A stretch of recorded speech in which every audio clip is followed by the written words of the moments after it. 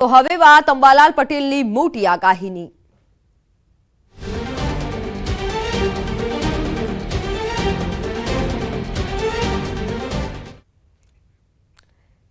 તો અંબાલાલ પટેલે કરી છે કાળઝાળ ગરમીની આગાહી। આગામી દિવસોમાં ભીષણ ગરમી પડશે। 21-22 તારીખ સુધીમાં મધ્ય ગુજરાતમાં 42 ડિગ્રી તાપમાન પહોંચશે। સૌરાષ્ટ્રમાં 40, કચ્છમાં 39, જ્યારે કે સૌરાષ્ટ્રમાં 39, उत्तर सौराष्ट्र में 39 और पश्चिम सौराष्ट्र में 38 डिग्री सुधी तापमान पारो पहुंचशे। गिरनार में 40, सूरत में 38 डिग्री सुधी गर्मी पारो पहुंची शके छे।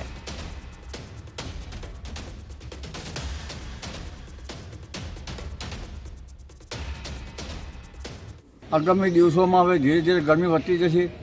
गर्मी तारीख 16 थी पण वधी जशे और तारीख 21-22 सुधी में तो मध्य गुजरात भाग में महत्तम उष्णतामान 42 डिग्री सेल्सियस जेटલું થઈ જવાની શક્યતા રહેશે।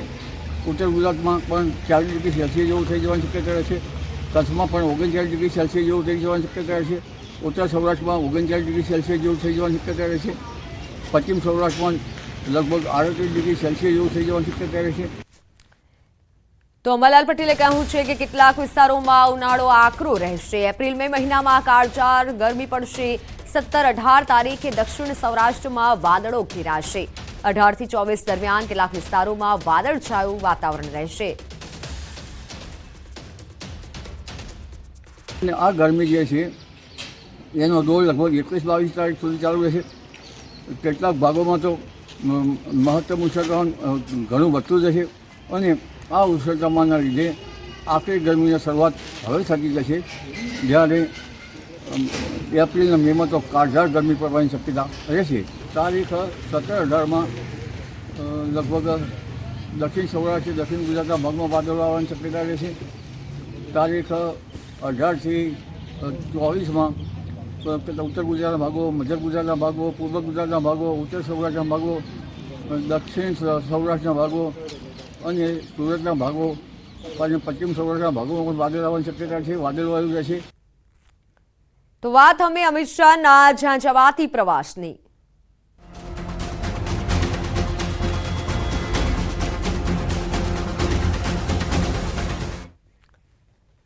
अमित शाह चूंटणी प्रचार करशे श्री गणेश। जी हाँ, आज गुरुकुल रोड थी शुरू करशे चूंटणी प्रचार।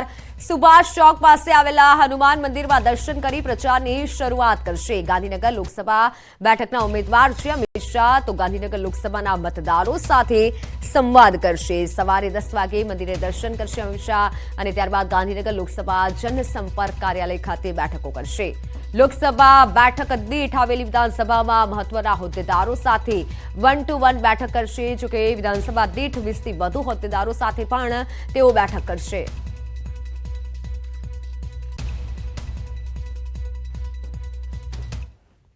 તો વાત હવે લોકસભા ચૂંટણીના જંગની।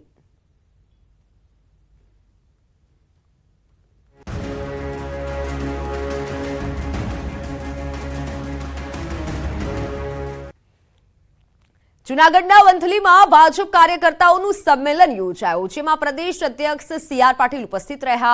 કાર્યક્રમમાં માણાવદરના કોંગ્રેસના પૂર્વ ધારાસભ્ય અરવિંદ લાડાણીએ પોતાના સમર્થકો સાથે કેસરિયા કર્યા। પાટીલના હાથે ખેસ પહેરી લાડાણીએ ભાજપનો ખેસ ધારણ કર્યો। કાર્યક્રમમાં પૂર્વ કેબિનેટ મંત્રી જવાહર ચાવડાની ગેરહાજરીને લઈને કાર્યકર્તાઓમાં ગણગણાટ જોવા મળ્યો। પોતે કોઈ લાલચ વગર વિકાસના કામ કરવા ભાજપમાં જોડાયા હોવાનો લાડાણીએ દાવો કર્યો। આ વિસ્તારના વિકાસ માટે આ સિવાય કોઈ મારી પાસે કારણ નથી। આ વિસ્તારનો વિકાસ જે કાંઈ અધૂરો છે એ પૂર્ણ કરવા માટે હું ભારતીય જનતા પાર્ટીમાં જોડાણો। મારી પાસે લાલચ આવે નહીં, મારે કાંઈ છે નહીં, એટલે લાલચની કોઈ જરૂર નથી। હું લોકોની સેવા કરવા વાળો છું, 365 દી રખડવા વાળો માણસ છું, એટલે હું ભાજપની કામગીરીથી સંતોષ માની પાછો ઘરે આવ્યો। સસ્પેન્ડ થયા બાદ ડોક્ટર જ્યોતિ પંડ્યાનું નિવેદન સામે આવ્યું છે। જ્યોતિ પંડ્યાએ ટિકિટને લઈને ઉઠાવ્યા છે સવાલ। રંજનબેનને ટિકિટ અપાતા જ્યોતિ પંડ્યા નારાજ થયા છે। રંજનબેનને ત્રીજી વાર ટિકિટ આપવી જરૂરી હતી। મને પાર્ટી સાથે કોઈ વિરોધ નથી। મેં હંમેશા પાર્ટીની હિતની વાત કરી છે। આગામી સમયમાં લોકો કહેશે તેમ કરીશ। સાથે તેઓએ કીધું છે કે મહત્વનું છે ભાજપના રાષ્ટ્રીય મહિલા મોરચાના ઉપાધ્યક્ષ જ્યોતિબેન પંડ્યાએ નારાજગી દર્શાવી છે। ભાજપ રાષ્ટ્રીય મહિલા મોરચાના ઉપાધ્યક્ષ છે જ્યોતિબેન પડિયાર કે જેઓને સસ્પેન્ડ કરાયા છે. પક્ષના તમામ હોદ્દા પરથી પ્રાથમિક સભ્ય પદેથી તેઓને સસ્પેન્ડ કરાયા છે. ભાજપ પ્રદેશ અધ્યક્ષ CR પાટીલની સૂચનાથી કાર્યવાહી કરાઈ છે.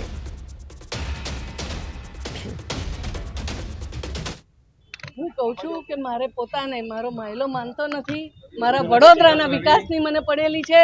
મને મારા શહેરના લોકોએ, હજારો લોકોએ કીધું કે આ બરાબર નથી જ્યોતિબેન, ક્યાં શું ટૂંકું પડે છે. મેં કીધું આજે હું છૂટી થવા તૈયાર છું. આઈડિયોલોજી મારી છે, વિચારધારા મારી છે, પણ this is it. I want to keep an and.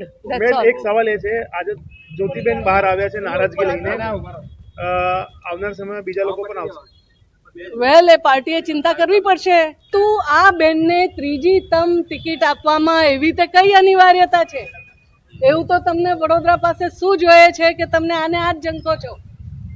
વ્યક્તિ તરીકે, as a doctor, I am not against anybody else, not a single person, but I want to ask, મારે પૂછવું છે કે એવી કઈ અનિવાર્યતા છે કે ત્રણ ટર્મ સુધી કોઈ સ્ત્રી હઠને આપણે માની લેવી પડે? તો હું એ સ્ત્રી છું. તો શહેર ભાજપ પ્રમુખ ડોક્ટર વિજય શાહનું એક નિવેદન સામે આવ્યું છે. પાર્ટીના કાર્યકર તરીકે દરેકને પક્ષમાં જવાબદારી મેળવવાનો અધિકાર છે. વડોદરા સેફેસ્ટ બેઠક હોવાથી લઈને લડવાની પણ ઈચ્છા હોય. લોકોએ સોશિયલ મીડિયા પર નારાજગી વ્યક્ત કરી. હાઈકમાન્ડ સુધી પહોંચાડીશું વાત. કાર્યકર્તા તરીકે દરેક કાર્યકર્તાને એવું લાગે કે ભાઈ આ જગ્યા માટે હું શ્રેષ્ઠ ઉમેદવાર છું, પરંતુ પાર્ટીનો નિર્ણય છે તે બધાને શિરોમાન્ય હોય છે અને લોકોએ સોશિયલ મીડિયાના માધ્યમથી અન્ય રીતે અમારી પાસે રજૂઆતો કરીને આ અંગેની પોતાની ચિંતા, પોતાની નારાજગી વ્યક્ત કરી છે. જ્યાં જરૂર લાગશે તે જગ્યા પર અમે એ વાત મૂકીશું પણ ખરા, પરંતુ પક્ષના ઉમેદવાર એક વખત રાષ્ટ્રીય કક્ષાએ જાહેર થયા પછી દરેકે દરેક કાર્યકર્તાએ ઉમેદવાર માટે કામ કરવું જોઈએ, કારણ કે આપણે કમળના નિશાન માટે કામ કરીએ છીએ. વડોદરાના નેતા વિપક્ષ રમી રાવતનું નિવેદન સામે આવ્યું છે. ભાજપે આટલા સિનિયર નેતાને સસ્પેન્ડ કરી નારી શક્તિનું અપમાન કર્યું. જ્યોતિબેન પંડ્યાના આક્ષેપ ચોંકાવનારા. આટલા સિનિયર ભારતીય જનતા પાર્ટીના સભ્ય રાજીનામું આપીને બળાપો કાઢે છે અને આક્ષેપ કરે છે કે ખૂબ મોટા મોલ્સ બની ગયા, તેમની ખૂબ પ્રોપર્ટી સંપત્તિ અઢળક સંપત્તિ બની ગઈ, એટલે કે ભ્રષ્ટાચારના આક્ષેપ થયા. જે સાંસદ છે તે લોકપ્રિય નથી, અનેક લોકો તેમને નાપસંદ કરે છે. વડોદરા શહેરમાં એમને કોઈ આંખે વળગી ના આવે એવું કામ નથી કર્યું. અમદાવાદના સાયન્સ સિટી રોડ પર નીલદીપ કોલેજ સર્કલનું લોકાર્પણ કરાયું છે. રાજ્યસભાના સાંસદ નરહરી અમીને વડોદરાના પૂર્વ મેયર જ્યોતિ પંડ્યાની નારાજગી સામે મહત્વની પ્રતિક્રિયા આપી હતી અને કહ્યું કે તેમની અપેક્ષા ન સંતોષાય, અસંતોષ હોય તો તેમનો અંગત વિષય છે. મહત્વનું છે કે નીલદીપ કોલેજ સર્કલના ઇનોગ્રેશન ફંક્શનમાં રાજ્યસભાના સાંસદ નરહરી અમીન અને શહેરના મેયર તથા કે ઉચ્ચ અધિકારીઓ પણ ઉપસ્થિત રહ્યા હતા.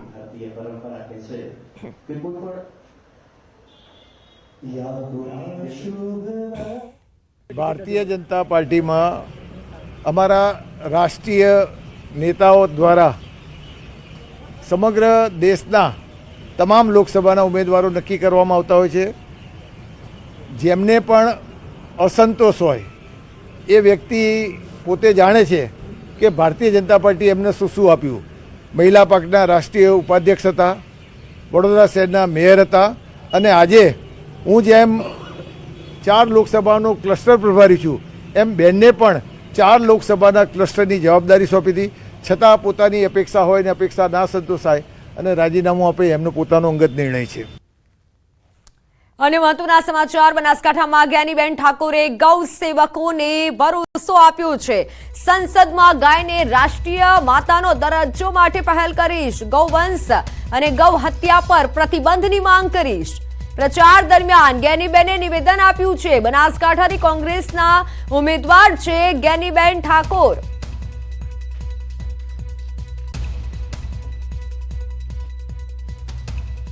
આપ સૌના આશીર્વાદ મળશે અને અત્યારે પૈકીના મેદાનમાં પણ છું ત્યારે આપ સૌને 100% ખાતરી આપું છું કે લોકસભામાં આપના આશીર્વાદથી ચૂંટાવાનું થશે તો સૌ પ્રથમ મારી માંગણી એ ભારત સરકાર પાસે એ રહેશે કે સમગ્ર દેશમાં ગૌ વંશ અને ગૌ હત્યા ઉપર એનો પ્રતિબંધ મુકાય અને ગાય માતાને રાષ્ટ્રીય પ્રાણી, રાષ્ટ્રીય માતા તરીકેનો દરજ્જો મળે અને એના માટે કરીને સૌથી પહેલી શરૂઆત એ મારી છે. વાત ભરૂચની. ભરૂચના આમોદ બહુચર માતાના મંદિરથી મનસુખ વસાવાએ કર્યા પ્રચારના શ્રી ગણેશ. બાઇક રેલી યોજી માતાજીના દર્શન કરી લોકોને સંબોધન કર્યું. 7મી વાર લોકસભા ઉમેદવારી કરનાર મનસુખ વસાવાએ લોકોને 5,50,555 મતથી જીતાડવા વચન આપ્યું. સાથે ચેતર વસાવા પર ગંભીર આક્ષેપ કર્યા. આ રોહિંગ્યા પેલા ચૈતર સાથે ફરે છે આ ખરેખર મારી પાસે ફોટોગ્રાફી છે. આ જે પશ્ચિમ બંગાળમાંથી ઘૂસીને દિલ્હીમાંથી પંજાબ આવ્યા, પંજાબમાંથી ગુજરાતમાંથી ભરૂચમાં ફરે છે રોહિંગ્યા. સાવધાન રહેજો ભાઈ. ડેડિયાપાડા વિસ્તારમાં વાલિયામાં ઝઘડા તમે મુસલમાન તમને ખબર પડે રોહિંગ્યા છે. તો હાલ સમાચારોમાં સમય થયો છે વિરામનો.